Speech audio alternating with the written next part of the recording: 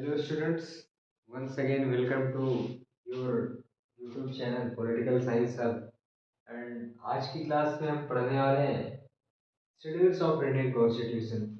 हमारे कॉन्स्टिट्यूशन में कितने शेड्यूल हैं और कौन से शेड्यूल में क्या दिया है, ये सारा हम ट्रिक के साथ और डिटेल में पढ़ेंगे आज की वीडियो में, आज की क्लास में। तो बेटा बात करेंगे हम शेड्यूल्स ऑफ इंडियन कॉन्स्टिट्यूशन की। तो हमारे इंडियन कॉन्स्टिट्यूशन में 12 शेड्यूल हैं और ये जो 12 शेड्यूल है वो हम ट्रिक के साथ देखेंगे और याद करेंगे। तो शेड्यूल्स को याद करने की ट्रिक है ईयर्स ऑफ ओल्ड पीएम। यहाँ पे हमने ट्रिक लिख दी है कि शेड्यूल कैसे याद करेंगे।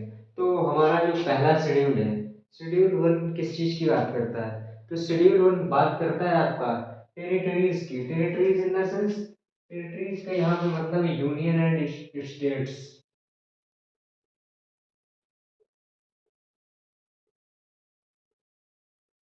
जो पहला शेड्यूल है बात करेगा आपके कंट्री इंडिया की और उसके स्टेट्स की। इसके बाद शेड्यूल सेकंड जो है वो बात करता है एमोन्यूमेंट्स की। शेड्यूल सेकंड किसकी बात करता है? एमोन्यूमेंट्स की। एंड शेड्यूल थर्ड बात करता है आपका affirmation and oath. Affirmation and oath का क्या मतलब है? यहाँ पे जो आपके प्रेसिडेंट हैं, प्राइम मिनिस्टर हैं या चीफ जस्टिस हैं, उनके लिए ओथ सेरेमनी जो कंडक्ट होती है that they should have to learn to their profession, वो आता है आपके शेड्यूल थर्ड में। और आपके सीजीआई हो गए, चीफ जस्टिस ऑफ इंडिया। इसके बाद आता है शेड्यूल फोर्थ। शेड्यूल फोर्थ में बात करते हैं हम allocation of seats of Rajya Sabha. Rajya Sabha की सीट्स की एलोकेशन की बात कौन से शेड्यूल में होती है?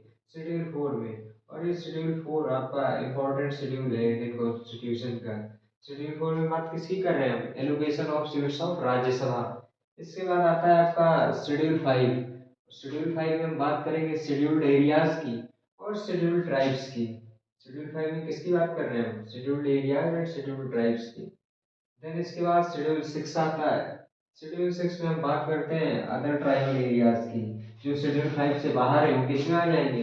वो सारे के सारे शेड्यूल सिक्स में आ जाएंगे। इसके बाद आता है हमारा schedule six, that is federations. Schedule six में किसकी बात की गई है? फेडरेशन की। कहने का मतलब ये है कि जितने भी लेवल्स ऑफ गवर्नमेंट है सबका अपना अपना लेजिस्लेटिव पावर है और अपना अपना एरिया ऑफ वर्किंग है। फेडरेशन में यहाँ पे बात होती है बच्चा यूनियन लिस्ट की, state list and concurrent list.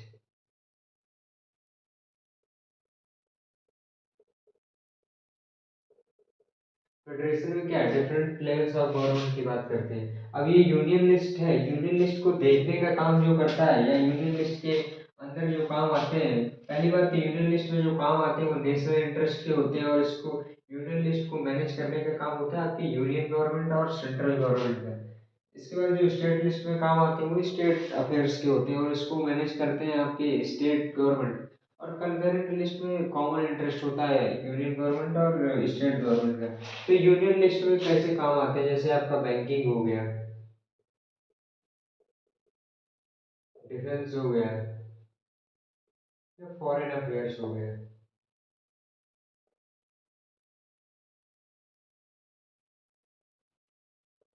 State list में आती है आपकी पुलिस,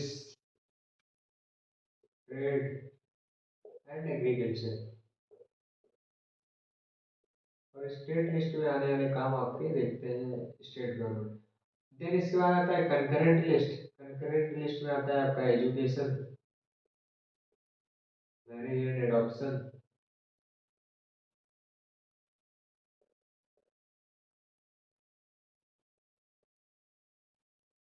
अगर मान के चलो कंकरेंट लिस्ट है, कंकरेंट लिस्ट में ये बात आती है कि कंकरेंट लिस्ट को हैंडल करने का, देखने का काम स्टेट गवर्नमेंट और सेंट्रल गवर्नमेंट दोनों का है।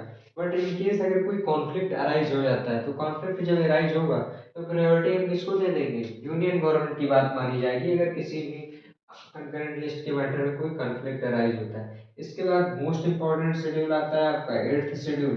एट्थ शेड्यूल बात किसकी करता है? ऑफिशियल लैंग्वेजेस की।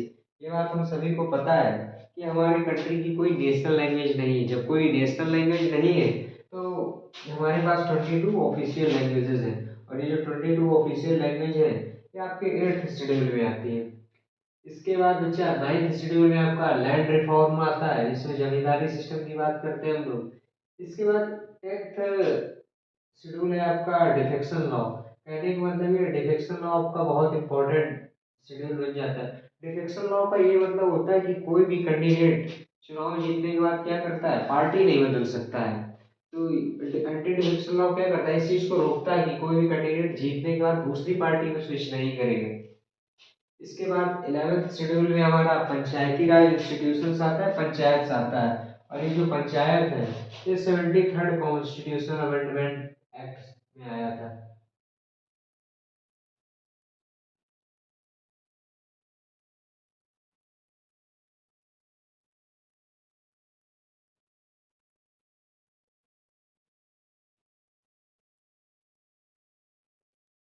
और 73rd कॉन्स्टिट्यूशनल अमेंडमेंट एक्ट आया था आपका 1992 में।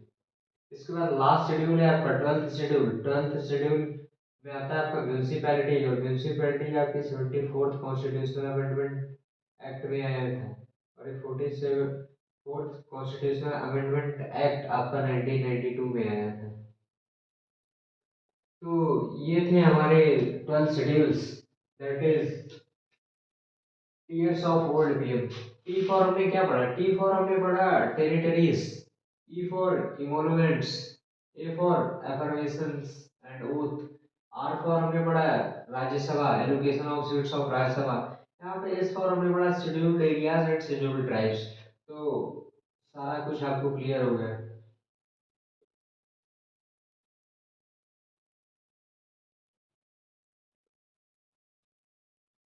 इसके बाद ऑफ से हमने क्या पढ़ा, और other tribal areas, and F for federation.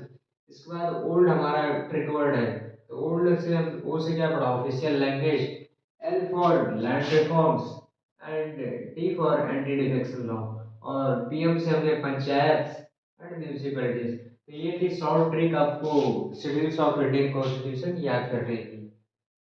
And thank you so much for watching this video. And if you are preparing for any competitive exam, to like, subscribe and share this channel. Thank you so much.